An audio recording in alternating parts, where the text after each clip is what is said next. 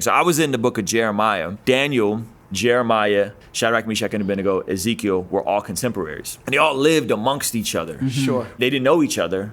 But if you read their stuff, it's very different. So Jeremiah chapter 29, everybody knows that I have plans to prosper you, right? But they don't read the whole chapter, and they don't read what God is instructing them to do in the land of Babylon. Talk about it. I'll talk about that piece. So in verse 4, Jeremiah chapter 29, this passage right here blew my mind. This is what the Lord of heaven's armies, the God of Israel, says to all the captives he has exiled to Babylon from Jerusalem.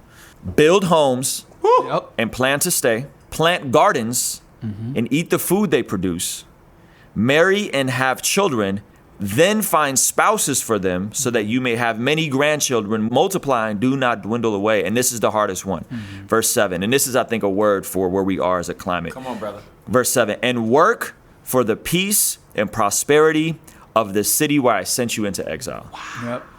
Pray to the Lord for it, for its welfare will determine your welfare. Message. And I read that and I said, man, if we live that right now, let's just say it is the worst possible scenario. Let's say there's an agenda, they're coming for us, and America's the new Babylon, and like this is it. The command is still this: build homes, buy property.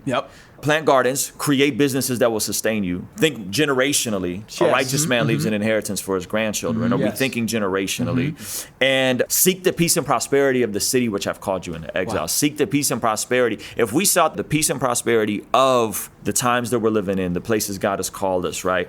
I think we will best serve the greater community, our local communities, our families. And I think people will be persuaded to maybe not instantly surrender their lives to Jesus, but to say, I like those Christians. I like those guys. And that's what we saw with Daniel, right? We saw that with Daniel.